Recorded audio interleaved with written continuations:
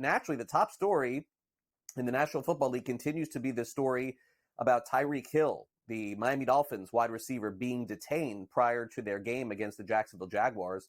Late yesterday, police body cam video was released that showed the police taking Hill out of the car, putting him onto the ground, and handcuffing him while Hill was trying to call, it would appear, his agent, I believe, or the team security director. Both are named Drew, so one of the two.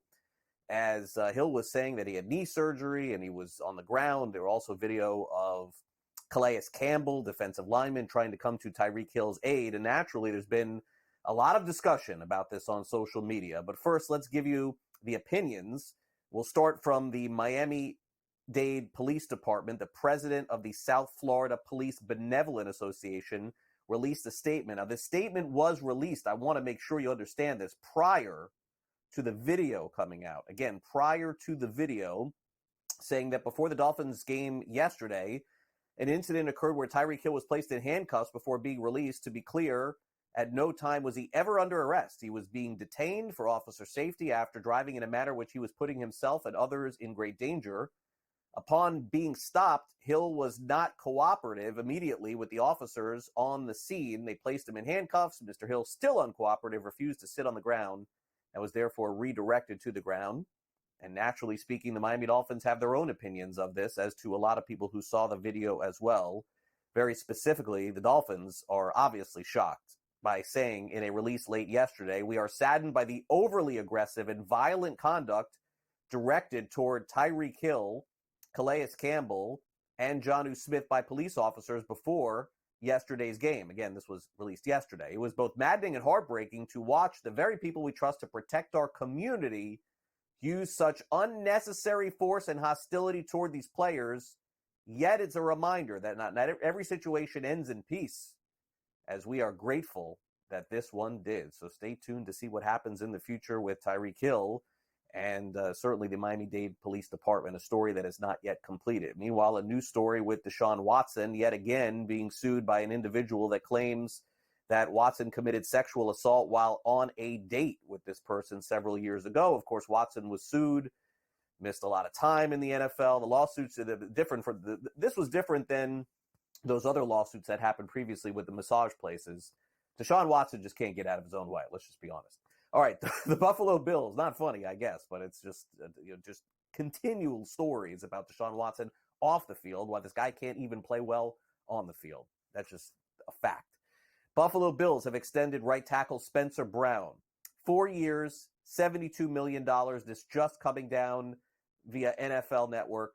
We'll update this story for you with Dan Fates, who covers the Bills, coming up. $45 million guaranteed. Congrats to Spencer Brown. Last night in the NFL, started off looking like the Jets could give the San Francisco 49ers a game last night.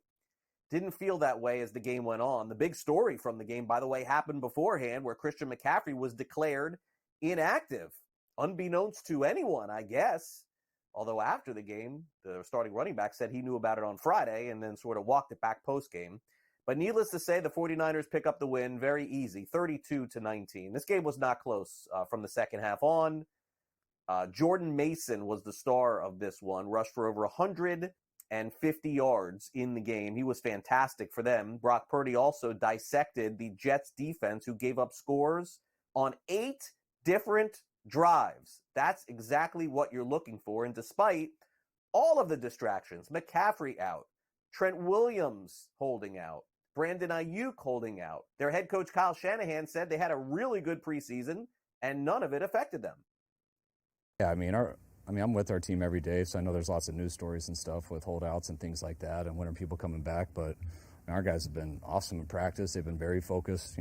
Anytime guys don't get a lot of practice in, I wish we could have more. So I wanted to mesh more with those guys who just got here this week. But being able to get 4 practices in with those guys, having the extra day, things like that was great for them. Still got a long way to go. Today by no means was perfect. There were some parts that were sloppy, but just overall, all 3 phases played really well together. Being able to score there at the end of the half and with the field goal, run the clock out, score the opening drive of the third quarter. Our defense getting the 2 turnovers, our kicker going 6 for 6. Being able to have 37 runs I look at that as a complete team goal that we try to do. So I was real happy with just the team overall. Let's move on to the rest of the news in the National Football League. We got news late yesterday. The Los Angeles Rams are going to be without their star wide receiver Puka Nacua for at least several weeks. Nacua was placed on injured reserve by the Rams, and so don't expect to see him in reality or fantasy, by the way, for the Rams over the next month. Rome Odunze, week to week with an MCL sprain for the Chicago Bears. He was hurt in Sunday's game against the Tennessee Titans. The Green Bay Packers will not put Jordan Love on injured reserve, which is good news for them. It means he can come back sooner than 4 weeks, although Malik Willis is going to start for the Packers this week. And also Kadarius Toney has a new destination. This time he signs with the Cleveland Browns. All right, big week ahead in college football once again. Texas A&M and the SEC visits Gainesville and the Florida Gators. And after a really strong week last week, DJ Lagway looks like he's earned some playing time with Florida. Billy Napier saying yesterday that he will use both starter Graham Mertz and Lagway against the Aggies this coming week. Oklahoma State's linebacker Colin Oliver is going to be sidelined for an extended period of time because of a foot injury. 3-time All Big 12 selection. He left their game against Arkansas in the first half with the foot injury, was on crutches. He's going to miss, looks like, at least a month. Northwestern is panicking early on in their football season. Maybe they should. They're making a quarterback change after 2 games. Jack Lausch is going to start this week against Eastern Illinois. David Braun made the announcement yesterday. Mike Wright was their starter. He did not throw a touchdown pass, didn't look very good as well. All right, let's get to some more college football news, notes, and information. We move now to the Oklahoma Sooners. Offensive lineman Garion Hatchett, a transfer from Washington, is going to miss the rest of the season after undergoing season-ending surgery. Oklahoma has some big issues on their offensive line going into this week.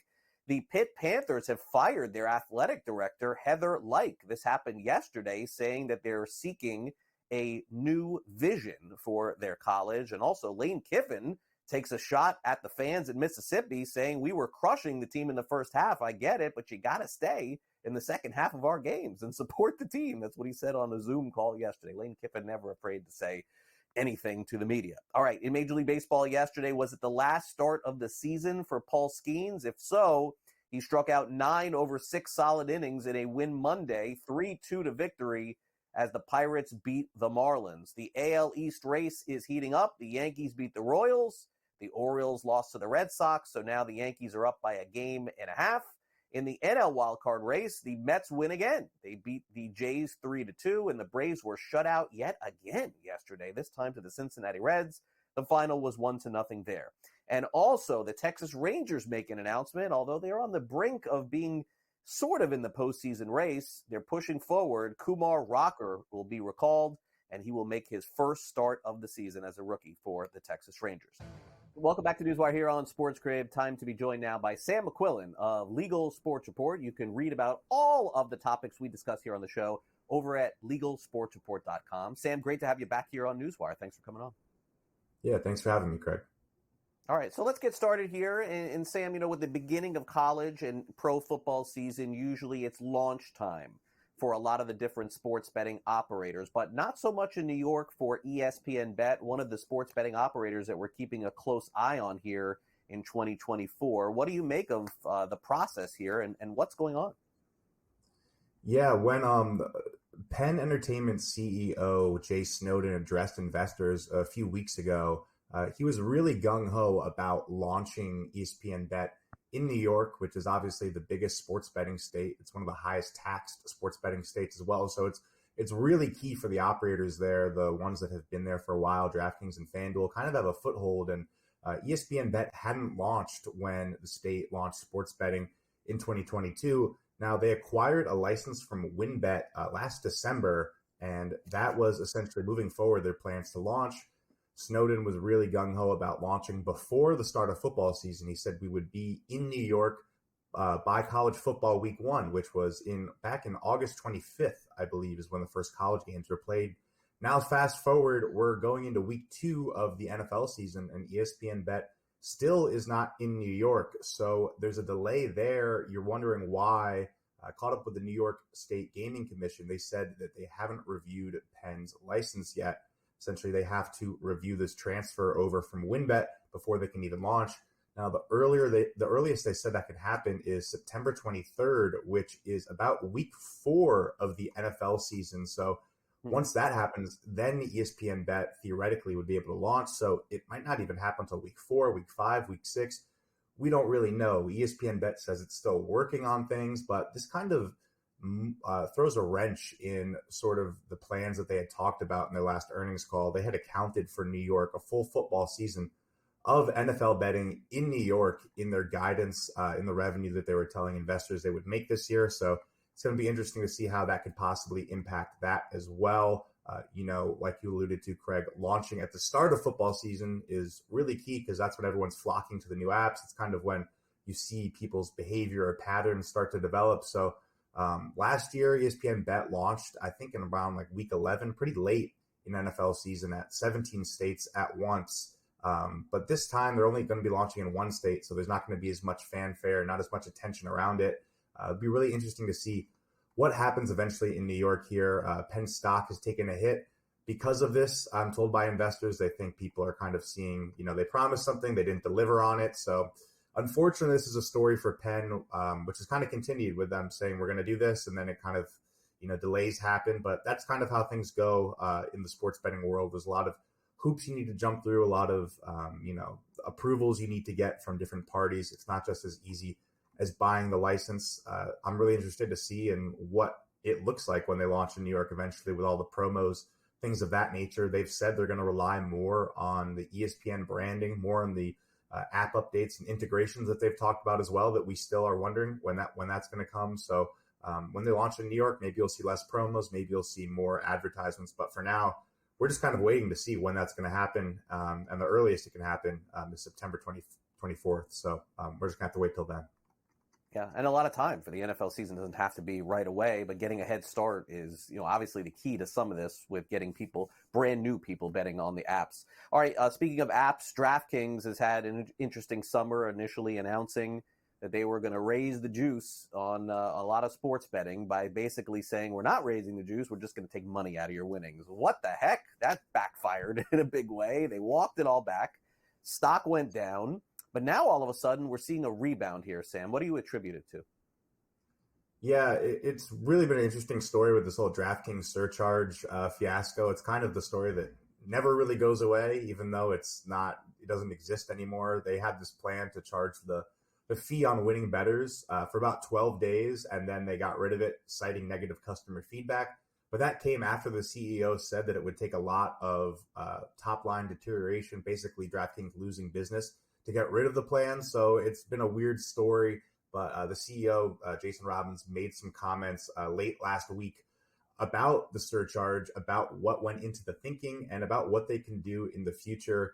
Essentially, they proposed the fee as a way to mitigate high taxes in a few states like Illinois, like New York, Pennsylvania, where the tax rate is above 25%. That came right after Illinois raised its tax rate, which DraftKings said it was going to impact its business by about $50 million next year. So this was essentially their way of passing it down to the bettor, making it up. And they said, hey, we're going to be able to give you the same promotions, same odds everywhere if we do this. Now, they rescinded it, citing negative customer feedback. But Robbins said they're now exploring a new, more favorable option, which will allow them to mitigate these high taxes and to give customers a really good experience. So that's raising my eyebrows. I'm wondering what exactly you're going to do if you're not going to charge a fee on winning bettors. A lot of people have speculated, hey, maybe they'll change the odds in different states. Maybe they'll make the pricing different. That certainly would not be as transparent on the front end. You wouldn't be seeing a fee coming out of your bet before you place it. You would just see worse odds and really have no way to compare it unless you're looking at other sports books or other states.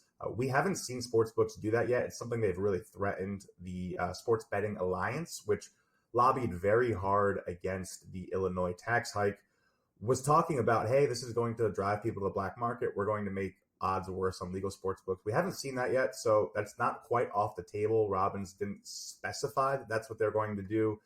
FanDuel has come out and said we're not going to do anything like that. So it'll be interesting to see how this develops throughout the season, and interesting to see how it develops if more states consider tax hikes of their own. Does that force DraftKings to try to come up with another solution. Robbins seemed pretty proud of the way they handled it. He said it was very deliberate. We tested something, we tried it, we got negative customer feedback. We never actually went through with the fee, so no harm, no foul.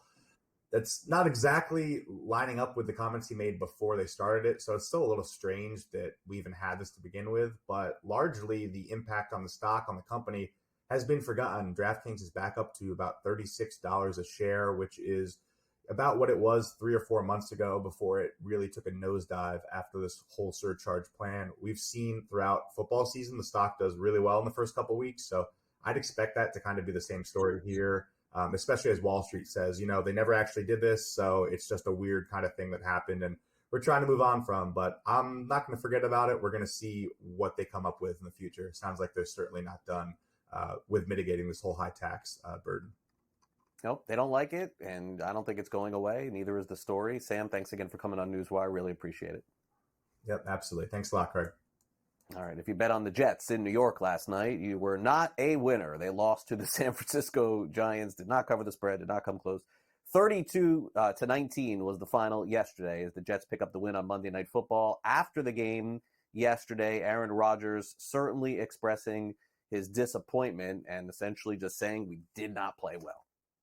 Yeah, we were just bad on first and second down, I think, for a lot of the game. And then, we had a couple drives. We converted third downs. But overall, I feel like we didn't have any 3rd and 10 pluses tonight. So that's always a good thing when you're looking at the stat sheet. But we didn't convert those 3rd and mediums. We had a drop. We had a couple penalties. Had a bad throw. So a lot to correct. But overall, I feel good about our guys. Thought the protection was really good tonight.